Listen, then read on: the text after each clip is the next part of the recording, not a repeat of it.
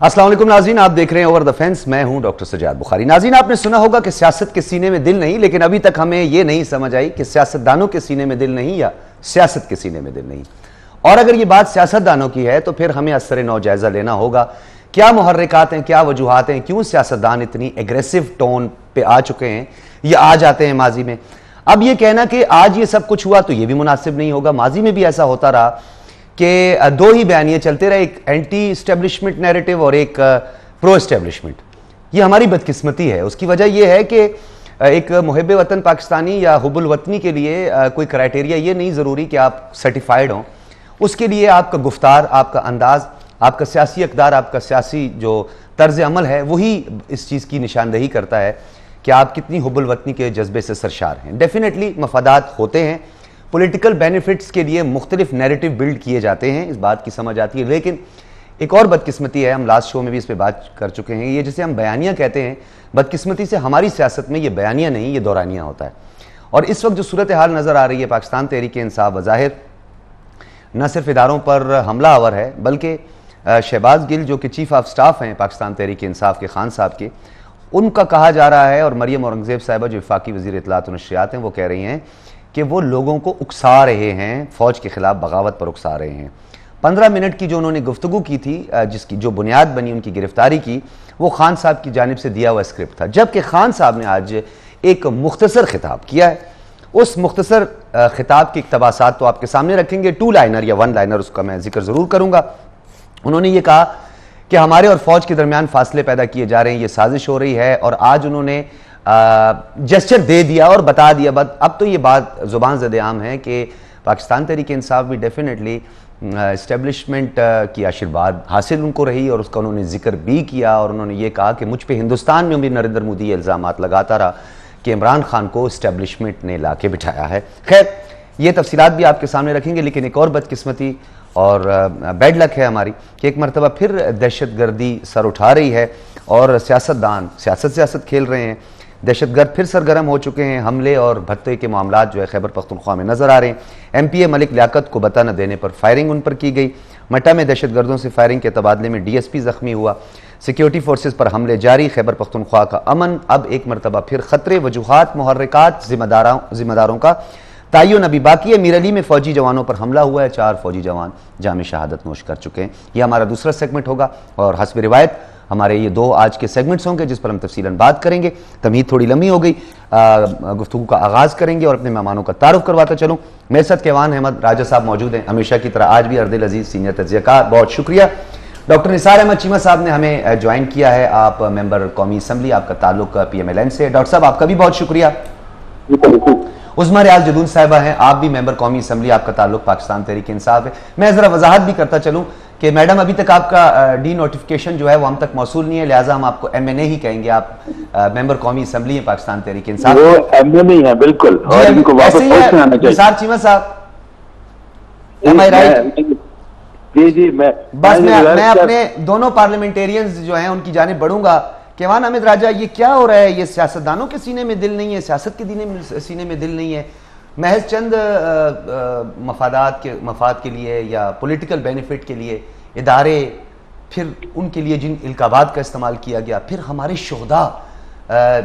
मैं समझता हूँ कि शोहदा के बारे में मैं हमेशा यही कलमात होते हैं मेरे कि वो हमारी माओ बहनों बच्चों की इज़्ज़त और आबरू के मुहाफिज हैं।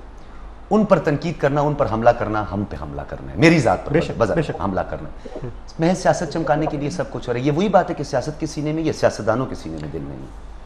डेस्परेशन कहाँ से कहाँ ले आती है इंसान को, ये हमें नज़र आता है। जब डेस्परेट सिचुएशन, आपकी मुल्क की हुई डेस्परेट सिचुएशन एक पार्टी की बन जाती है, एंड कॉन्फ्लिक्ट के अंदर जो डेस्परेशन है उसके अंदर आपके नैरेटिव्स इतने एक्सट्रीम लेवल पे चले जाते हैं कि कुछ हदूद भी पार होती हुई नज़र आती है हमें। माजी में भी बिल्कुल आपने शुरू में जैसे आपने बताया कि माजी में इस तरह की चीज़ें होती हुई नज़र आई हैं। अब उसका कुछ मेरे ख्याल से जो उसकी पब्लिसिटी है, उसकी जो मार्केटिंग है और उसकी जो बात घर घर तक पहुंच जाती है सोशल मीडिया की वजह से, वो कुछ ज़्यादा नज़र आना शुरू होगी और काफ़ी चीज़ें ट्रांसपेरेंट होना शुरू हो गई हैं। पहले सिर्फ ड्राइंग रूम डिस्कशन की हद तक बातें रहती थी, अब बच्चा मोबाइल उठा के उसके ऊपर एक ट्वीट मार सकता है और वो ट्वीट एक बयानिए को मजीद, जिसको कहते हैं ना फॉरेस्ट वाइल्ड फायर की तरह, वो फैलना शुरू हो जाती है। एक बयानिए को मजीद इंडोर्स करने के लिए it doesn't matter who you are, it only matters कि आप क्वांटिटी में इजाफा कर रहे हैं कि नहीं कर रहे हैं। क्वांटिटी वाला जो फैक्टर है वो मेरे ख्याल से सोशल मीडिया उसके अंदर फ्यूल कर रहा है। एंड इसके साथ साथ हमें नजर आता है कि बाद में जाके oops I did not mean it that way, वो वाला एक नैरेटिव आना शुरू हो जाता है कि हमारा कहने का मतलब ये था, हमारा वो एक्चुअली बन ये गया है नैरेटिव, लेकिन कहना हम कुछ ऐसा चाह रहे थे। ये इतनी मर्तबा होते हुए हमने देख लिया है कि एक गेम भी बड़ी प्रिडिक्टेबल होना शुरू हो गई है कि एक एक सियासतदान, एक एक पार्टी का लीडर अपने बयानिए से बहुत जल्दी पलटता हुआ भी नजर आ रहा है। इससे क्या ट्रस्ट इश्यूज अवाम में पैदा हो रहे हैं? मेरा नहीं ख्याल, क्योंकि एक कल्ट वाली जो एक सियासत है उसने भी तो एक बहुत जल्दी एक ग्रोथ पकड़ी है, तो उसका कल्ट नहीं टूटता हुआ नजर आता। This is all part and parcel of the game. ये सारी चीजें एक्सेप्ट होना शुरू हो गई हैं अवाम के अंदर, ये सारे तौर तरीके एक्सेप्ट होना शुरू हो गए हैं। सबसे बड़ा अलमिया मेरे ख्याल से हमारा है, और सबसे बड़ा कल्चरल शॉक जो हमें लग रहा है ना, ये लग रहा है मच डेंजरस। इस एक्सेप्टेंस को किस तरह देख रहे हैं? मॉरल फाइबर सोसाइटी के अंदर ये पनपती जा रही है, value system, moral fibre, cultural traditions जो आपके हैं, पॉलिटिकल ट्रेडिशंस जो आपके हुआ करते थे, वो सारे चैलेंज होते हुए नजर आ रहे हैं। निसार चीमा साहब, आपकी तरफ बढ़ूंगा। जिस तरह केवान साहब ने कहा कि एक सोशल मीडिया के जरिए पनपता जा रहा है ये सब कुछ, और हम देखते रह गए हैं। ये बयानिया जिसकी बात की जा रही है कि हमारी मुसल्लह अफवाज के खिलाफ, ये बात तो ठीक है कि शोधा के हवाले से इस तरह की PMLN की कोई स्टेटमेंट नहीं आई है, लेकिन इदारों पर बेजा तनकीद तो PMLN भी करती रही। खलाई मखलूक है, नजर नहीं आते, ये हो गया, मैनेज कर लिया, सेनेट में उन्होंने मैनेज कर लिया, ये तमाम मामला तो आप भी करते रहे। शहबाज गिल साहब की गिरफ्तारी की बुनियाद क्या हो सकती है? स्टेट की जानिब से ये मुकदमा दर्ज किया गया, मजिस्ट्रेट की मुद्दत में हुआ, ये हुआ क्या? देखिए, गुजारिश ये है कि हमने तो हमेशा ये कहा कि तमाम इदारों को आईनी हदूद में रहना चाहिए। हमारा अगर कोई कसूर है तो यही है, और ये कसूर नहीं है, मैं समझता हूँ हर पाकिस्तान की आवाज़ है कि तमाम इदारों को, और हर इदारे की इज्जत और वकार का, और ये है कि उसका तकाजा भी यही है कि वो अपनी गैर जानबदारी को बरकरार रखे और अपनी आईनी हदूद के मुताबिक अपना रोल प्ले करे।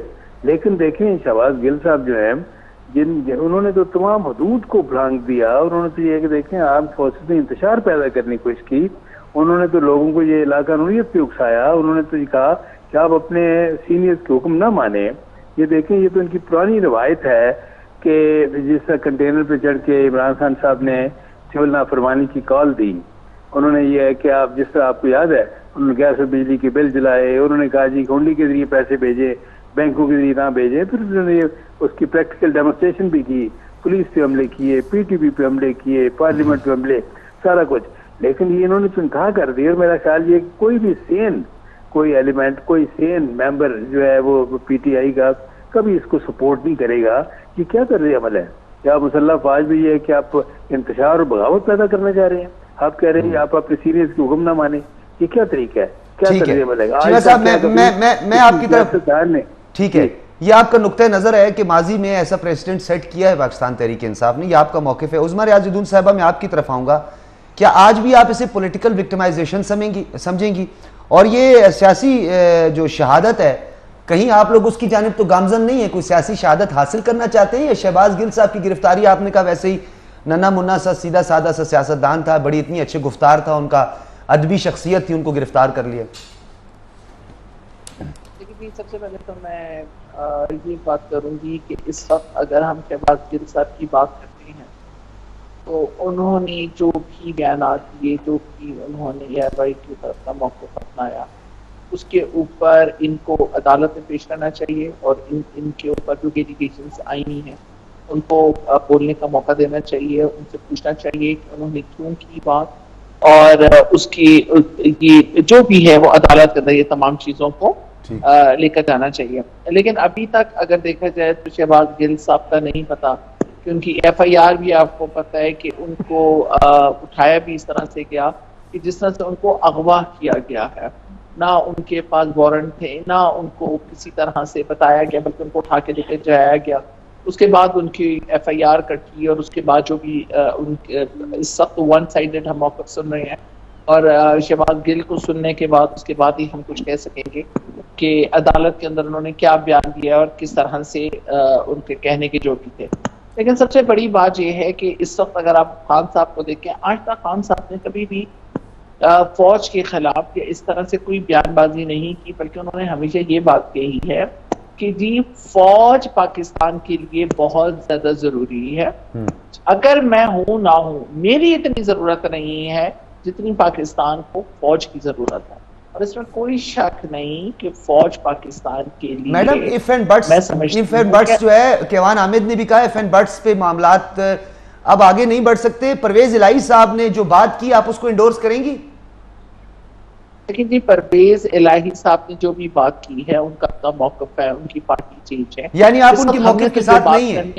पाकिस्तान तहरीक इंसाफ उनके मौक़िफ़ के साथ नहीं है? देखिए एक मिनट, नहीं बिल्कुल भी नहीं। देखें, बात ये नहीं है कि हम उनके साथ हैं कि नहीं है, बात ये है कि वो पीटीआई के बिल्कुल हमारे मुश्तरका कैंडिडेटों में से जरूर थे, लेकिन इसका मतलब ये नहीं है कि वो जो कुछ कहेंगे तो हम उनकी इस बात को तस्दीक या तरदीद हम करते रहेंगे।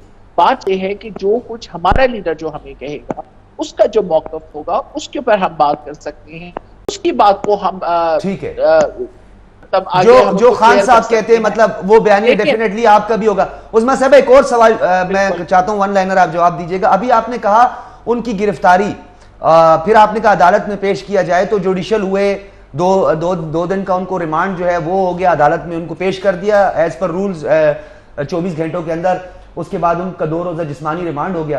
तो ये जो as you sow shall you reap, ये आप लोग भूल गए थे। हमजा शहबाज को छोड़ दें, शायद खाकान की आपको अब गिरफ्तारी याद होगी, नहीं याद तो मैं ताज़ा कर देता हूँ आपकी यादें। राना सनाउल्लाह साहब की जो गिरफ्तारी हुई टूल प्लाजा पे, मरियम नवाज अपने वालिद से मिलने के लिए गई हुई थी जेल में, फिर जो उनकी गिरफ्तारी हुई, फिर मियाँ नवाज शरीफ लंदन से जो खुद गिरफ्तारी देने के लिए आ रहे थे, फिर वो जो जहाज के आसपास जो सब कुछ हुआ, एयरपोर्ट के अंदर जिस तरीके से दावा बोला गया, तो आप नहीं समझते कि जो जलाता है किसी को खुद भी जलता है जरूर? बड़ी अच्छी बात आपने कही, लेकिन आप ये क्यों भूल जाते हैं कि नवाज शरीफ ने तो जर्नैलों के नाम लेकर पॉइंट आउट किया था, और मरियम नवाज के जलसे के अंदर ये नारे लगे थे कि ये जो दहशतगर्दी है इसके पीछे भर्ती है। ये क्यों भूल जाते हैं? ख्वाजा आसिफ के बयानात आप भूल रही हैं। नहीं मैडम, आप मैं आपको पता है, मैं हमें किसी सियासी जमात की बात ही नहीं करनी। ये जो था, ये कॉपी पेस्ट वाला मामला था, ये ऑडियो की गई थी, ये खैबर पख्तूनख्वा में एक मूवमेंट जो चली थी जिनके आज भी लोग गिरफ्तार हैं, ये उनके जलसे में ये हुआ था। देखिए एक मिनट, ये सारी चीजें आप लोग क्यों भूल जाते हैं? हमने तो आज तक, हमारे लीडर ने तो आज तक इस तरह से फौज के मुतालिक कुछ नहीं कहा। वो तो हमेशा ये कहते रहे हैं कि फौज की इज्जत हमारे दिलों में मौजूद है और फौज की इज्जत को कोई खत्म नहीं कर सकता। लेकिन जो बातें आप इस तरह से हम पे जो ब्लेम करते हैं कि आप लोगों ने ऐसे किया, आप लोगों को दूसरों के बयानात कहीं नजर नहीं आती? सुप्रीम कोर्ट के ऊपर जो हमले हुए, मैंने चीमा साहब से यही पूछा है, आप मौजूद है, मैंने चीमा साहब से यही सवाल किया। मैं बिल्कुल, देखिए मैं यही आपको कह रही हूँ कि अगर आप सिर्फ हमें टारगेट करते हैं या हमारा कहते हैं, सिंपल जो चीज मुझे समझ आ रही थी, इनको कुछ नहीं मिला, खान साहब की करप्शन नहीं मिली, इलेक्शन कमीशन से इन्हें कोई इस तरह की चीज नहीं मिल सकी। अब इन्होंने ले दे के खान साहब के ऊपर, खान साहब की पार्टी के ऊपर दहशतगर्दी के मुकदमे लगाने की कोशिश की जा रही है। इसको पीटीआई को बगावत की, मैं उस्मा साहब आपका मौकिफ आ गया।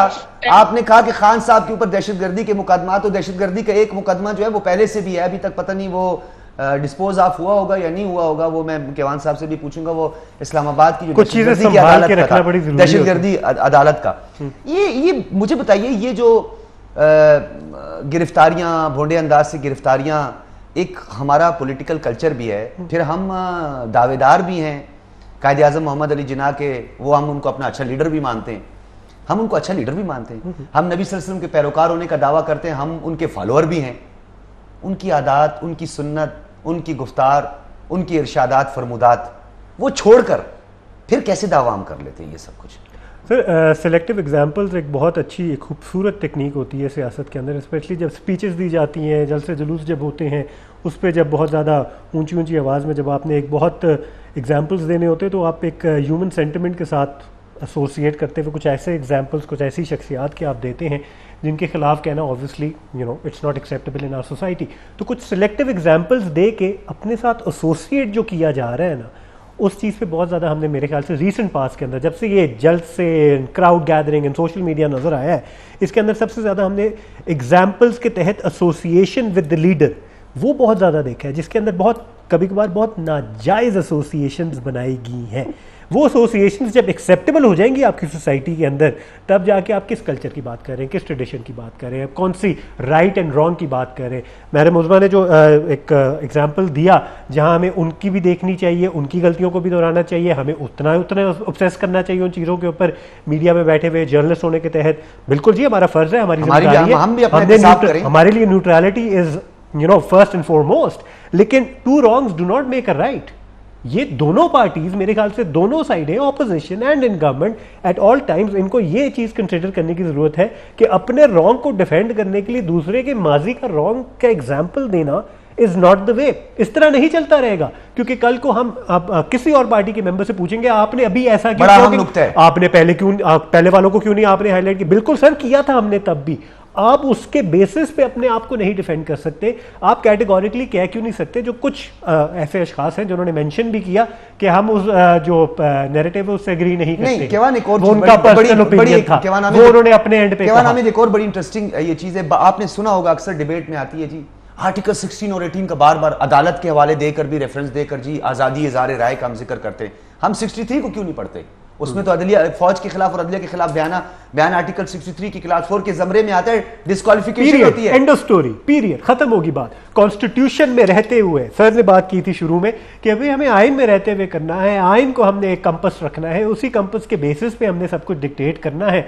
तो आइन के बेसिस पे अगर हम चलना शुरू कर दें, छोड़ दें अपने वैल्यू सिस्टम, छोड़ दें आप रिलीजियस जो हमारी एक सेंसिटिविटीज है उसको भी छोड़ दें, आइन को ही अगर आपने इस चीज़ में रखना है तो उसमें भी everybody, literally each and every one कहीं ना कहीं निकलते हैं उस चीज़ के अंदर। सर ठीक है, इस बयानी की कीमत तो PMLN ने चुकाई है, पाकिस्तान तहरीक इंसाफ क्या चुकाएगी या चुकाने के मूड में है, या वो इस गलती को ही नहीं मानते? निसार चीमा साहब, ये बताइए, ये जो इस वक्त सूरत हाल है, इस ये दंगल सा एक नज़र आ रहा है, एक सियासी चपकलिश है, क्योंकि इसमें मुतासरीन या इफेक्टीज या बेनिफिशरी तो नज़र भी आ रहे हैं कि कौन कौन इसका बेनिफिशरी है, लेकिन एक आम आदमी मुतासर हो रहा है। ना आलू की बात है, टमाटर, प्याज, चीनी, पत्ती की बात है, ना रोजगार की बात है, ना पेट्रोल की बात है, ना इंफ्रास्ट्रक्चर डेवलपमेंट होने की बात है, ना सी पैक के फेज 3 पर कोई बात हम सुन रहे हैं तो एक दो ही बातें सुन रहे हैं, ये प्रो है, ये एंटी है। ये सियासत कहां लेके जा रही है हमें?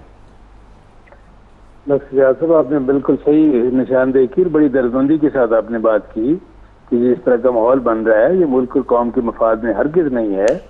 और ये लेकिन ये आप ये देखिए तो सही कि जिम्मेदार कौन है, किसने पिछले 3.5 या 4 साल में ये साहब के नाम पे बदतरीन इंतकामी कार्रवाइयों की नई मिसालें कायम की। ये तो ये देखें, उज़्मा तो ये एक आध गिरफ्तारी पे जरा परेशान है, और वो भी ये है कि साउंड रीजन की बुनियाद पर, ऐसी ग्राउंड जिनसे ये कि कोई भी ये ज़ाहिर है कि हर पाकिस्तानी कहेगा कि ये तो इन्होंने मसल्ला अफवाज में इंतशार और बगावत के दर्ज दिए हैं, और उसके तो ज़ाहिर है कि उनको बिल्कुल सजा मिलनी चाहिए। लेकिन यह है कि ये देखें, एक आध गिरफ्तारी पे वो परेशान है। पिछले 3.5-4 साल में क्या होता रहा, मैं तो उज़्मा से वो शेर याद आता है, उज़्मा को मुखातिब करके मैं यही कहूंगा कि है शम्मा तुझ पे रात ये भारी है जिस तरह, हमने तो सारी उम्र गुजारी है इस तरह। तो हमारे साथ देखें क्या होता रहा। सर ये दर्द भरा शेर है, क्योंकि मैं थोड़ा बेअदब हूं सर, शायरी और अदबियात से थोड़ा दूर रहा हूं, तो मुझे थोड़ा सा वजाहत कीजिएगा। ये वाकई बहुत तकलीफ पहुंची है मेरे ख्याल में PMLN को। नहीं देखिए, हम तो इसमें कोई शक नहीं, पिछले 3.5-4 साल में जो हमारे साथ होता रहा, यानी ये है कि देखें, बुला के DGFIA को, बशीर मेमन साहब को, प्राइम मिनिस्टर साहब इमरान खान साहब कहते रहे फलां पे आर्टिकल 6 लगाओ, फलां को गिरफ्तार करो, फलां को अंदर करो, फलां के खिलाफ केस रजिस्टर। उसने कहा जी नहीं बनता, तो उसको हटा दिया फिर बशीर मेमन साहब। चीमा साहब वैसे ये ना चीमा साहब, अब ज्यादती हो जाएगी। राना सनाउल्लाह साहब को खाली मूंछों से पकड़कर जो है जेल में डालने की स्टेटमेंट क्या थी राना साहब, तो फिर अब मैदान में उतरे। उन्होंने कहा कि जनाब ये जब डी चौक आ रहे थे हम तो तैयार बैठे थे कि 2-4 माटर गोले, पता नहीं माटर गोले कहा थे कि शेल हम मारेंगे, हमने पहले बता दिया था। अब शेखा जो है वो शेख चिल्ली, पता नहीं ये किस तरह के, मतलब ये आप लोग तो इखलाकियात से काम ले ना, चलो अगर उन्होंने गलती की। डॉक्टर साहब आप जिस तरह फरमा रहे हैं, ये माहौल, हमारा सियासी माहौल बहुत मुकद्दर हो रहा है। बहुत ये है कि अफसोसनाक सूरत हाल पैदा हो रही है, और ये किसी भी ना मुल्क और कौम के मफाद में है, ना किसी सियासी जमात के मफाद में है। बिल आखिर जो है हम सब जो है वो नुकसान उठाएंगे, सब लूजर होंगे, इसमें कोई जो है गेन नहीं करेगा। मैं आपको बताऊं कि सबको अपनी जिम्मेदारियों का एहसास करना चाहिए, बालिग नजरी का दानिशमंदी का, दूरअंदेशी का मुजाहरा करते हुए हमें ये है कि ये देखें, ये कितनी बदकिस्मती है कि सियासी जमातों में, बिलखसूस इमरान खान साहब की जमात में तो कल्चर ये उन्होंने परवान चढ़ाया कि गालिम गलोच, उनसे कुर्बत का तरीका ही सबसे बड़ा तरीका ये था कि उनके मुखालफिन को गालियां दे। जितना ज्यादा वो गालियां देता था उतना ये है कि वो उनका ये हीरो। चीमा साहब, ये मैं पूछना ये चाहूंगा कि आज भी अगर एक स्टेप बढ़ा दिया जाए पाकिस्तान तहरीक इंसाफ की जानिब से, तो इस कौम की खातिर जिनके इज्तिमाई मफादात कि आप लोग जामिन बनकर, सॉरी टू से, ठेकेदारी हो जाती है पूरी के जी हम तो रिप्रेजेंट कर रहे हैं, इस पूरी कौम को रिप्रेजेंट कर रहे हैं, इस मैंडेट है, फिर मैंडेट का एहतराम, फिर वोट की इज्जत की भी बात करते हैं। खान साहब अगर थोड़ी फ्लेक्सिबिलिटी दिखाएं तो आप लोग आज भी बातचीत के लिए तैयार हैं और उस कमेटी में राना सनाउल्लाह साहब भी मौजूद होंगे। मैं आपको डॉक्टर सजाद साहब पूरी तरह यकीन दिलाता हूँ कि वो तो एक कदम आगे बढ़ाए, हम बिल्कुल आगे बढ़ने के लिए तैयार। हम तो, आपको याद है, पहली तकरीर में leader of the opposition Shahbaz Sharif साहब ने इमरान खान साहब को मुखातिब करके, जो वजीर आजम थे, पहली स्पीच में उन्होंने कहा क्या चार्टर ऑफ इकॉनमी भी बात करें। ठीक है। लेकिन उस वक्त इमरान खान साहब का जो एक विंडिक्टिव माइंडसेट था, तंग नजरी थी, उनकी फिरौनियत और रऊनियत थी, उसकी वजह से उन्होंने ये है कि हमारा दस्ते ताबन जो बढ़ा हुआ था उनकी तरफ, उसको हकारत से झटक दिया। आज हम फिर इसके लिए तैयार हैं। हम चाहते हैं क्या है, सारी कौम के लीडर, सियासी लीडर, सारी सियासी क़यादत मिल बैठे और सबसे बड़ा जो मसला है, बहुत अच्छा पैगाम, बहुत अच्छा पैगाम, इस मुल्क को, इस कौम को ये है कि आलमी साहूकारों की चुंगल से कैसे निजात दिलाएं, जिनकी क़यादत IMF के पास है और जिसकी डोरियां जहां से हिलती हैं आपको भी पता है। उन आलमी साहूकारों के चुंगल से निकालना पूरी कौमी सियासी क़यादत का फर्ज है। जब तक हम उनके चुंगल से नहीं निकलते, हम अपनी मईशत को मुस्तहकम बुनियादों पर इस्तवार नहीं कर पाएंगे। ठीक है, बहुत ही अच्छे पैगाम के साथ जो है मैडम, मैं आपकी तरफ फौरी आऊंगा। चीमा साहब भी हमारे साथ मौजूद हैं, बड़ी अच्छी उन्होंने कंक्लूड किया है गुफ्तगू को, लेकिन अभी बाकी है और उस पर आपके एक दो टेक मुझे मजीद भी चाहिए, उस पर हम बात करेंगे ब्रेक के बाद। वेलकम बैक नाज़रीन, आप देख रहे हैं प्रोग्राम ओवर द फेंस। मैं हूं डॉक्टर सजाद बुखारी, केवान हामिद हमारे साथ मौजूद हैं। उस्मा रियाज जदून साहिबा, मैंने वो शोरा के हवाले से बोला, शोरा के साथ मेरी कुर्बत ज़रूर रही है और शोरा जो है वो मुझे बहुत पसंद है, क्योंकि मेरे फैमिली में भी शोरा की एक बड़ी तादाद है, अदीब और अदीबा और मुफक्किरीन रहे हैं, तो उनकी कुर्बत ही रही है। तो अब निसार चीमा साहब ने जो है अब मेरे जैसे बेअदब को जो है वो अदबी एक शेर सुनाकर जो है वो बस अब मजबूर किया कि मैं भी शेर के साथ आपके पास आऊँ कि एक वो है कि मुझे आंख का कांटा समझें, एक मैं हूं कि उन्हें दिल में बसा रखा है। खान साहब के लिए शहबाज शरीफ साहब की जानिब से। अगर इसी तरह के आप वो कहते हैं ना मुहज़्ज़ब तरीके से और शेर और शायरी के जरिए अगर एक दूसरे को मुखातिब करते रहें तो शायद बहुत से मसले मसाइल हल भी हो जाए। और मैं ये समझती हूँ गुफ्तगू और अच्छी गुफ्तगू से वाकई दिल नरम भी पड़ते हैं और एक दूसरे की तरफ दिल खुश भी रहता है। वाकई इसमें कोई शक नहीं कि जो आजकल सियासत का जो तरीका चल रहा है, क्या अपोजिशन से और क्या PDM की जमातों से जो गोला बारूद चलता है, और उसके इन तमाम चीजों को देख के लोग भी फेड अप हो चुके हैं और तंग आ चुके हैं लोग। देखिए, मैं ये समझती हूँ कि बड़ी अच्छी बात की निसार साहब ने, इनकी बात से एग्री करती हूँ, लेकिन देखिए सबसे बड़ी बात यह है कि हमारे अभी तक बात यह है कि हम लोगों के मुल्क में जब बात की जाती है ना कानून साजी की, लेजिस्लेशन की, तो ऑलरेडी ये ओवर लेजिस्लेटेड है। इतना ज्यादा कानून बन चुके हैं लेकिन इम्प्लीमेंट नहीं हो रहे। कानून ऐसे होने चाहिए, इम्प्लीमेंट ऐसे होने चाहिए कि हर कोई शख्स अकाउंटेबल हो, उसको अकाउंटेबल किया जा सके, वो उसे पता हो कि जी मैंने अगर कोई गलत काम किया, चाहे वो कितना ही ताकतवर शख्स क्यों ना हो, चाहे वो किसी पार्टी का सरबराह है, चाहे वो कोई क्यों नहीं है, अगर हमारा वजीर आजम और सदर भी है, तो अगर वो गलत काम में है तो उसको वो अकाउंटेबल हो, अवाम के सामने भी और अदारों के सामने भी।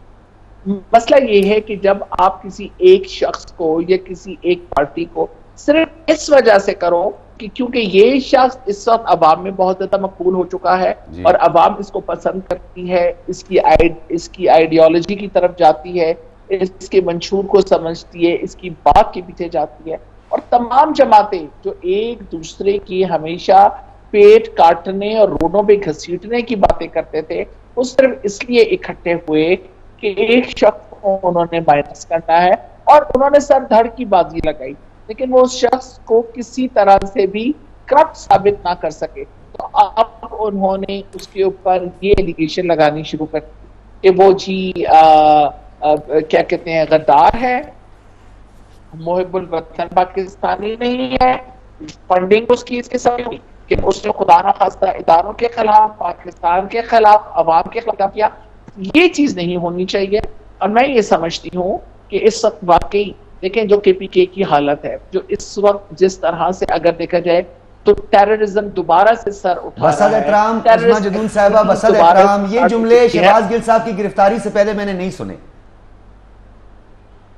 जी शहबाज गिल साहब की तो कल परसों गिरफ्तारी हुई है ना, तो ये सारी चीजें भी आपको पता है कि हमारे PTI के MPA साहब को किस तरह से गोलियां मारी गई, उनका सगा भाई फौत हो गया, उनके गार्ड्स फौत हो गए, उनकी वो खुद जख्मी हालत में इस वक्त शफा इंटरनेशनल खान में साहब पड़े हुए ने इस हैं। हवाले से ये कुछ तमाम स्टेटमेंट नहीं दिया उस्मा जदून साहिबा। पार्टी नहीं के जी, कारकुन, बिल्कुल उनको तो जी, घर जाना चाहिए था, बल्कि उनको जनाजे में देखिए, शिरकत करनी चाहिए थी, उनको उनकी आदत करनी चाहिए थी। महमूद खान साहब गए हैं जी, बिल्कुल उनको देख कर आए हैं। और शहबाज गिल साहब के लिए वो आकर बोले भी, गरजे भी, बरसे भी, धमकी अमेज भी थे हुकूमत के लिए। नहीं बिल्कुल, उन्होंने खान साहब ने उनसे बात की है, फोन किया है, उनकी तबीयत का पता किया है। महमूद खान साहब उनकी इयादत के लिए शफा इंटरनेशनल गए हैं जी। ऐसी बात नहीं है कि खुदा न खास्ता आला क़यादत ने उनको देखा ना हो। ये मैडम आज एक तासुर दूर कर दीजिएगा, फिर मैं आगे बढ़ूंगा। मैं, क्योंकि मेरी कोशिश होती है कि तमाम मुअज़्ज़िज़ आप हमारे गेस्ट हैं, पैनलिस्ट हैं, मैं ज्यादा से ज्यादा टाइम दूं। ये बात आज इसकी वजाहत हो जानी चाहिए कि जी खान साहब जो है वो तदफीन मैयत पे इज्तनाब करते हैं, अवॉइड करते हैं जाने से, और कम नजर आए हैं वो मतलब ताजियत पर भी कम नजर आते हैं। क्या कोई वजूहात है इसके पीछे? मेरा तो एक एक्सपीरियंस ही इनके साथ हुआ था, और हमारे एबटाबाद के बहुत अच्छे जो पायनियर्स में, PTI के पायनियर्स में से थे, आरिफ खास साहब, जी, उनकी बीमारी का मैंने खान साहब को बताया था, और खान साहब ने प्रॉपर जिस वक्त वो इस्लामाबाद हॉस्पिटल में दाखिल थे तो उनकी मिसेस ने मुझे खुद बताया कि खान साहब की तरफ से रोज उनकी तरफ फूल भी जाते थे, और वहां पे उन्होंने प्रॉपर डॉक्टर्स के साथ कांटेक्ट भी किया हुआ था। मैडम वो के साथ मैं अभी आपको बात करने ही लगे था, मैंने उसकी बुनियाद ये रखी कि नईमुल हक साहब को आप भी अच्छी तरह जानती हैं, मेरे तो बड़े भाइयों की तरह बड़े अच्छे दोस्त थे। मुझे अच्छी तरह याद है उनको, जब वो बहुत ज्यादा अलील थे, उनको हॉस्पिटल ले जाने के लिए एयरपोर्ट पर डिप्टी स्पीकर कासिम सूरी और एक दो बंदे और थे, मैं उन्हें जाती तौर पर जानता हूं, जो उनको सी ऑफ करने के लिए गए थे। उस दिन भी कॉल पे उनसे राब्ता हुआ था, तो खान साहब ने उन्हें बिल्कुल इग्नोर कर दिया था। डॉक्टर कदीर का यही मामला सामने आया, और बहुत सारे। जी इग्नोर नहीं, बिल्कुल ये बात नहीं है कि जी उन्होंने इग्नोर कर दिया था, बिल्कुल ऐसी बात नहीं है कि वो तो उनके इतने नियर और डियर फ्रेंड थे उनके। लेकिन कुछ चीजें ऐसी होती हैं कि जो आपका बहुत ज्यादा प्यारा होता है, आप उसको ज्यादा तकलीफ में नहीं देख सकते, और आप उस चीज को सच्ची बात है कि मेरे अपने वालिद जब बीमार थे तो मैं अवॉइड करती थी, मैं देख नहीं सकती थी, और मैं सारा दिन कमरे के बाहर बैठी रहती थी। बात ये नहीं है, बात ये होता है कि ये कोई भी इस चीज में आप ये नहीं कह सकते कि खुदा ना खास्ता कि जी आप उनसे मोहब्बत नहीं थी या उनके साथ उनकी वो चीजें खत्म हो गई थी। बिल्कुल गलत बात है। ये आपका नुक्ता आ गया। ये मतलब महज ऐसे ही हम जस्ट गलतफहमी के शिकार हैं। खान साहब ऐसा नहीं सोचते। मैं यहाँ पे केवान हामिद आपसे सवाल नहीं करना चाहूंगा, कुछ रिस्पॉन्ड करेंगे? ये जो जेस्चर है, देखिए आई थिंक कुछ चीज़ों रियासत मदीना, इखलाकी इक़दार, यहाँ जाके public statements, leading by example, role model which he claims to be obvious, यहाँ जाके उनको उस पर बहुत actively publicly statements publicly visible होने की ज़रूरत तो है। That is a missing thing, बिल्कुल। लेकिन साथ साथ आप देखिए कि जो प्रायोरिटीज़ हैं, जहाँ जाके कौम उनको देख रही है, कौम उन पर रिलाई कर रही है, उन प्रायोरिटीज़ को अगर देखें तो कुछ ये जो आपके कुछ एग्जाम्पल्स हैं ये पर्सनल लेवल पे आ जाते हैं, बिकॉज वो एसोसिएशंस पहले से इस्टेब्लिश्ड हैं, और हम जानते हैं, आप भी पर्सनली जानते हैं कि उनकी कुछ पर्सनल एसोसिएशंस हैं। जहाँ पब्लिक कंजम्पशन के लिए उनको पब्लिक में आने की ज़रूरत है, to set a good example, Khan साहब बिल्कुल आए हैं। और जो हम कह रहे हैं ना कि जैसे सर ने मेंशन किया था शुरू में कि जो उन्होंने एक कल्चर को इंट्रोड्यूस किया, फिर उसको ग्रो करवाया, एंड जिसके अंदर इस तरह की मुकालमे होने शुरू हुए, आई वुड से कि ये थोड़ी सी एग्जैजरेशन है। बिल्कुल इस कल्चर के हवाले से अब बात करना बहुत आसान है, क्योंकि खान साहब बहुत फोर फ्रंट पे आके खेल रहे हैं और बहुत ज़्यादा विजिबल भी हो रहे हैं और बहुत फ्रीक्वेंटली हो रहे हैं। मैटर नहीं करती है, लेकिन नहीं ये मैटर नहीं करती है, इखलाकियात और ये हमारी मजहबी रिवायात और ये सब कुछ। पॉलिटिकल अवेयरनेस जो आपकी मैसेज में आई है, उसके प्रोज के कॉन्स में आती है ये चीज़ें। ये part and parcel of the package है कि जितनी political discourse, political awareness, rights की अवेयरनेस, जो उनके हकूक हैं, जो उनके हक़ाइक़ है, और जो उनको लेजिस्लेटिवली उनको अवेयरनेस मिली है, जो कॉन्स्टिट्यूशन वाइज अवेयरनेस मिली है, जो अपने सियासतदान के हवाले से उनको एक एक हल्के के हवाले से पता चला है आवाम को कि ये चीज़ें भी होती हैं, ये खान साहब का किया कर्म, ये खान साहब की वजह से हुआ है, ये खान साहब की सोशल मीडिया एंगेजमेंट की वजह से हुआ है। ये हर एक बच्चा अब पॉलिटिकल डिस्कोर्स में जो इन्वॉल्व है उसके कॉन्स ये है कि अब साथ साथ इस तरह की कुछ डिस्क्रिपेंसीज होनी चाहिए। मैं इसी नुक्ते पर आगे भी बढ़ूंगा, और क्योंकि अभी हम शोहदा के हवाले से बात करें तो डेफिनेटली हमारे शोहदा ही हमारी पहचान है, हमारे शोहदा ही आज हमारी माओ बहनों बच्चों की इज्जत और आबरू की जामिन है, और आज हम एक आज़ाद मुमलिकत में ज़िंदगी और गुजार रहे हैं और सांसें ले रहे हैं। इसी हवाले से बात करेंगे। ब्रिगेडियर रिटायर्ड हारिस नवाज साहब इस वक्त हमारे साथ मौजूद है, मुल्क के मुमताज़ दिफाई उमूर के माहिर हैं। ब्रिगेडियर साहब बहुत शुक्रिया। दोबारा कोशिश कीजिएगा जी प्रोड्यूसर साहब कि हमारा ब्रिगेडियर साहब से रब्ता हो। मैं इस नुक्ते को थोड़ा आगे बढ़ाऊंगा, क्योंकि ब्रिगेडियर साहब से ये जो रिसेंट खैबर पख्तूनख्वा में दोबारा से दहशतगर्दी की एक नई लहर, उस पर भी बात करना चाह रहा था। केवान हामिद उज़्मा जदून साहिबा ने बहुत खूबसूरत अंदाज में, निसार अहमद चीमा साहब ने बहुत प्यारा मैसेज दिया कि हम मईशत की खातिर, लोगों की फलाह बहबूद की खातिर, उनके फंडामेंटल राइट्स की खातिर, उनकी बुनियादी ज़रूरियात को पूरा करने की खातिर हमें इकट्ठा बैठना है। आज नहीं तो हमने कल बैठना है। ये कैसे बैठेंगे? क्या मैं और आप इसमें कंट्रीब्यूट कर सकते हैं पॉजिटिवली, हमारा मीडिया फोर्थ पिलर जो है, ताकि इनको ला के बिठाए? सर ये आगाज़ हमारी तरफ से तब होगा और हमें इसमें आसानी तब पेश आएगी जब विद इन पार्टी कुछ डिफरेंसेस ना हो, क्योंकि काफ़ी जब हम पॉलिटिकल लीडर से भी बात करते हैं, काफ़ी जब हम सियासतदानों से एक ब्रिगेडियर साहब आगे दोबारा। ब्रिगेडियर साहब बहुत शुक्रिया आपका। जी थैंक यू, बहुत शुक्रिया। ब्रिगेडियर साहब एक मरतबा फिर खैबर पख्तूनख्वा में दहशतगर्दी की नई लहर, पॉलिटिकल पोलराइजेशन एक तरफ है, पॉलिटिकल स्टेबिलिटी दूसरी तरफ, अनसर्टेनिटी की सूरत हाल है। पॉलिटिकल फोर्सेस बैठने के लिए तैयार नहीं है। हमारे 6 फौजी ऑफिसरान और हमारे शोहदा उन पे क्रिटिसाइज किया गया, एक एजेंडा भी इसे कहा जा रहा है। ये मामला दुरुस्त सिंध की तरफ कैसे जाएंगे? आप ये सब हम स्टेक होल्डर है, फौज भी स्टेक होल्डर है।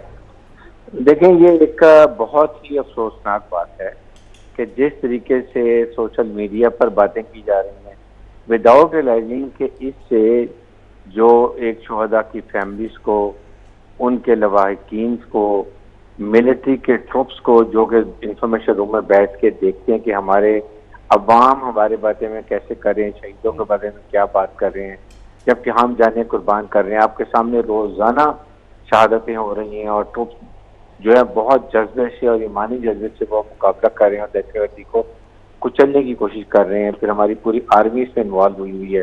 तो इसमें ऐसी बातें करना ये बहुत अफसोसनाक है। एक तो ये कि तमाम पॉलिटिकल लीडर्स को चाहिए कि अपने अपने सोशल मीडिया वालों को पकड़ें, उनकी टीमों को कहें, बात करें। और 5th जनरेशन वॉर में इंडिया ने, हमारे दुश्मन ने अटैक किया हुआ, हम तो उसकी बड़ी मदद कर रहे हैं। याद रखें, फौज और अवाम जब तक इकट्ठे नहीं होंगे हम कामयाब नहीं हो सकते। हमेशा you fight as a nation. फौज अकेली नहीं लड़ती। और यही इराक, लिबिया, सीरिया आप देखें, वहां पर अवाम फौज साथ नहीं थे, फौज कमजोर थी, वहां पर क्या हाल हुआ है। यही एवरीबॉडी इज टारगेटिंग आर्मी, क्योंकि फौज ने मुल्क से दहशतगर्दी भी खत्म कर दी थी। ये दोबारा लहर तो जब अमेरिकन गए हैं, वेपन हमने छोड़े, एक नई लहर को स्टार्ट करके चले गए हैं। अदरवाइज हमने कंट्रोल कर लिया था। तो ये बहुत सीरियस इफेक्ट होता है जिसको हमें नहीं करना चाहिए। और इसके लिए हमारी तमाम पॉलिटिकल लीडरशिप जो इस वक्त सिर्फ उनको अपनी सियासी पॉलिटिकल फायदा, interest, party interest, business interest, self interest के अलावा मुल्क का मैंने देखा किसी को परवाह नहीं है। आप जितनी प्रेस कॉन्फ्रेंस देख लें, सारे इमरान खान के खिलाफ, इमरान खान पीडीएम के खिलाफ। ये चीजें नहीं होनी चाहिए। अगर ऐसे होगा तो मुझे बताइए कि अवाम के लिए कोई बात कर रहे हैं आपके सिवाय प्राइम मिनिस्टर के, जो कि जाना चाहिए था, कोई और पॉलिटिकल लीडर, चाहे पीटीआई का हो या पीपल्स पार्टी का हो, हैव द विजिट करनी। या जो जुल्म लोगों के जुल्म हो रहे बलूचिस्तान में, केपी के अंदर, nobody has gone. This is what is a true reality जो हमें एक्सेप्ट करनी चाहिए। ठीक है। और एक नुक्ता बड़ा यहाँ पे आम है, इस कौम की एक नफ्सियात है, psyche. I am starting with my self. बिल्कुल आप अच्छी बात कर रहे हैं, हमने तरगीब भी देनी चाहिए। ये बताइएगा कि पीका ऑर्डिनेंस अभी भी पड़ा हुआ है, इल्तवा का शिकार हो रहा है। फिर साइबर क्राइम एक्ट की भी हम बात करते हैं। फिर आपने जो है वो हाइब्रिड वार का जिक्र भी किया, social media handlers, Twitter handlers, इनके जरिए डिजिटल वार हम पे मुसल्लत की जा रही है और इस पर हमने बेशुमार प्रोग्राम भी किए हैं। फौज और आवाम के दरमियान दूरियां पैदा करना, इंतशार और अनारकी की तरफ लेके जाना, एक ट्रस्ट डेफिसिट पैदा करना स्टेट और उनके बासियों के दरमियान। तो इसके लिए तो हमें फिर थोड़ा सा कड़ा और सख्त फैसला करना पड़ेगा, इनके गिर्द घेरा तंग करना पड़ेगा। ये इस तरह बातों से नहीं समझेंगे। देखें, इसीलिए जब पीका कॉन्फ्रेंस वो एक ऑर्डिनेंस लाने की कोशिश करते हैं या साइबर क्राइम का कोई एक्ट लाने की कोशिश करते हैं, आपके जनरली देखें जर्नलिस्ट सब इजहार आज़ादी पे कदगन लग रही है। मुल्क के लिए, खुदा के लिए, हमारा मुल्क एक बहुत मुश्किल दौराहे पे खड़ा है। हमें इसके लिए ऐसे सब कवानीन बनाने हैं जो कि मुल्क के लिए, नेशनल सिक्योरिटी के लिए कोई उस पर कॉम्प्रोमाइज नहीं हो और कुछ लोगों को ऐसी सजा मिली जेन्युइन, नॉट विक्टिमाइजेशन, जेन्युइन सजा मिले कि वो should act as a deterrence for others कि आइंदा कोई करेगा। वरना आप देखें नवाज शरीफ ने क्या बातें की, मरियम नवाज ने क्या बातें की, परवेज इरशाद ने क्या बातें की, ख्वाजा आसिफ ने क्या बात की, उसके बाद अभी ये शहबाज गिल ने क्या बातें की। These are not to be talk.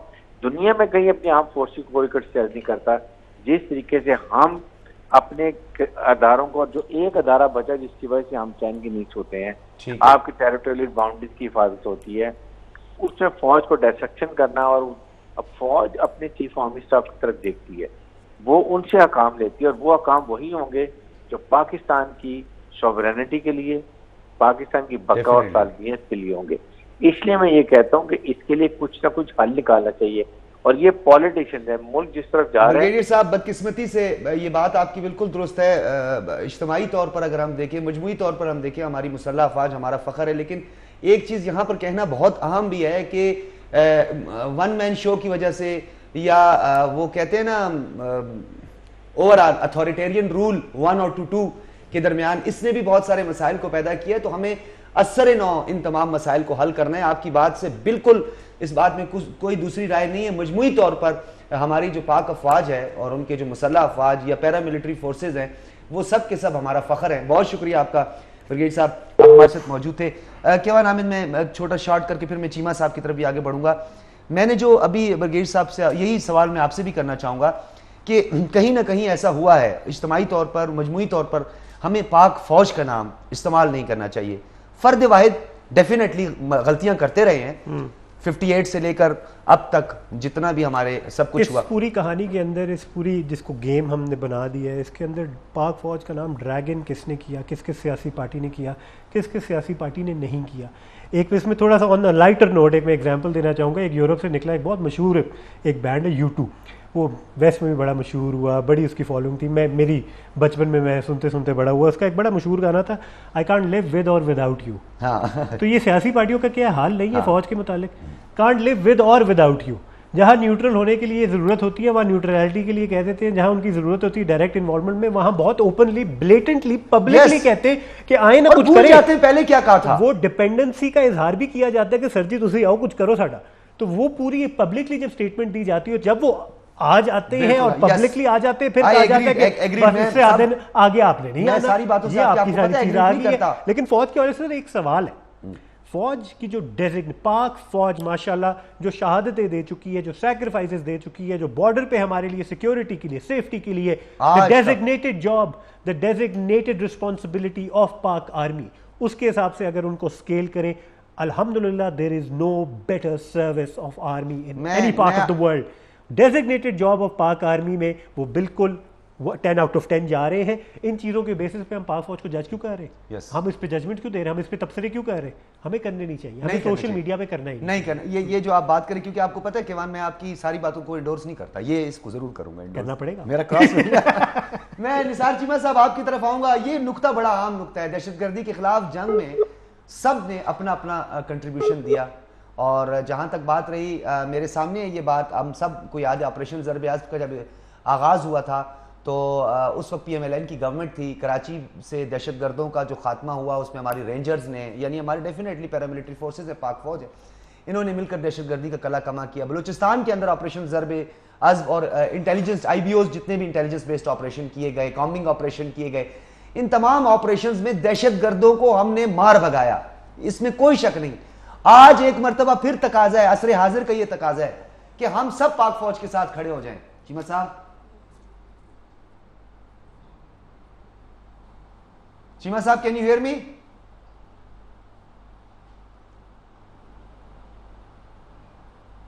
जी उस्मा जदून साहबा, आपको मेरी आवाज आ रही है? जी क्या साहब, एक और इसमें नुक्ता, उस नुक्ते पर भी थोड़ा सा जिक्र कर लेते हैं। एक तो डोमेस्टिक हमारी पॉलिटिक्स है, प्रोविंस जो है वो अपनी अपनी पॉलिटिक्स करते हैं। मेन स्ट्रीम जितनी पॉलिटिकल पार्टीज उनके जो धड़े वहां पे मौजूद होते हैं या जो वो सियासत करते हैं, वो मरकजी सियासत को अहमियत नहीं देते, वो अपने फैसले अपनी डोमेन में करते हैं। पता नहीं वो 18 constitutional amendment, political 18 constitutional amendment है, ये पता नहीं कौन सी इटॉनमी है। यही सूरत हाल हमें नजर आ रही है मरकज के अंदर, यही सूरत हाल हमें खैबर पख्तूनख्वा की हुकूमत के अंदर भी नजर आ रही है। ये डिवीजन जो है ये कितना खतरनाक है, ये डिवीजन, ये जो हम एटॉनमी की बात करते हैं, I am not talking about 18 constitutional amendment और एटॉनमी, लेकिन ये डिवीजन हमारे लिए कितना खतरनाक है। Sir division, lack of communication कह दें, कोऑर्डिनेशन कह दें, कोऑपरेशन कह दें, इसको जो नाम देना आपने दे दें। इत्तेफाकन आपने जो सवाल पूछा, मैं अगले पॉइंट पे मैं इसी के साथ कनेक्ट करना चाह रहा था।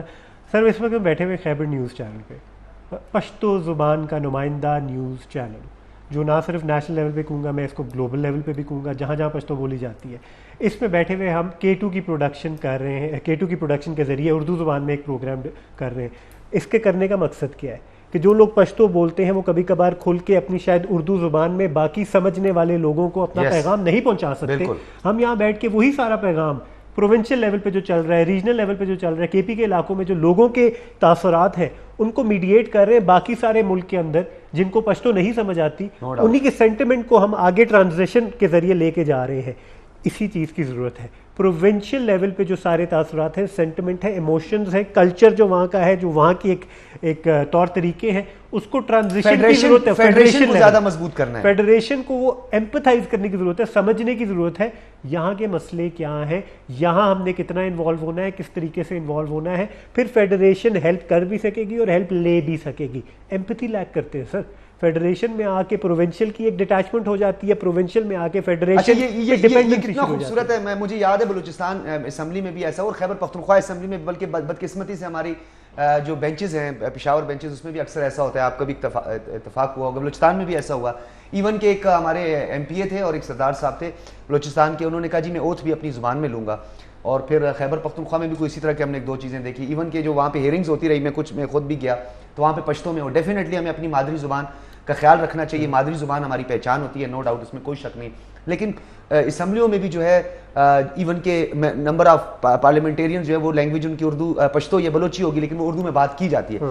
तो हमें चाहिए कि हमने सबको एक यूनिटी का पैगाम देना है, और खैबर न्यूज़ और डेफिनेटली AVT फैमिली जो है ये अपना किरदार अदा कर रही है। क्या ये एक पैगाम नहीं है सबके लिए कि आओ जी बैठो, कौम कबीला, हमारे नबी उर्दू जुबान, जो उर्दू है उस लफ्ज़ के मतलब के अंदर ही यूनिटी है, लश्करी ज़ुबान है। दे ऑल गेट टुगेदर और अपनी ज़ुबानों को मिला के एक ज़ुबान निकाली गई थी, तो उस ज़ुबान के ज़रिए हमें एक दूसरे की समझ आती है। तो इसी तरीके से इसको आप लिटरल सेंस में ले या नॉन लिटरल सेंस में ले, एक दूसरे की ज़ुबान, एक दूसरे के एहसासात, एक दूसरे के मसले मसाइल समझने की ज़रूरत है। इसको समझने के लिए everybody needs to be on one page. इस वक्त पॉलिटिकल पार्टीज एक दूसरे से तो वन पेज पे बिल्कुल नहीं है, विद इन पॉलिटिकल पार्टीज एक पेज पे नजर नहीं आ रहे, अफसोस से ये कहना पड़ रहा है। बहुत शुक्रिया बकेवान आमिद, और बहुत शुक्रिया डॉक्टर निसार अहमद चीमा साहब और उस्मा रियाज जदून साहिबा। हमारे पार्लियामेंटेरियन भी हमारे साथ मौजूद थे, और ब्रिगेडियर रिटायर्ड हारिस नवाज साहब हमारे साथ मौजूद थे। उन्होंने अपना एक नुक्ता नज़र, लेकिन बहुत कमाल की बात, केवान हामिद की गुफ्तगू को ही मैं कंक्लूड करूँगा, और कंक्लूजन जो है मेरी वो ये है कि हम मोहब्बत की बात करते हैं। आपने गुलदस्ता देखा होगा जिसके अंदर मुख्तलिफ कलर्स के फूल होते हैं, लेकिन उनकी खुशबू से आप नहीं बोल सकते कि ये कौन से फूल की खुशबू है। वो गुलदस्ता तभी तैयार होता है कि जब उसमें बहुत सारे कलर्स के फूलों को आप शामिल करते हैं।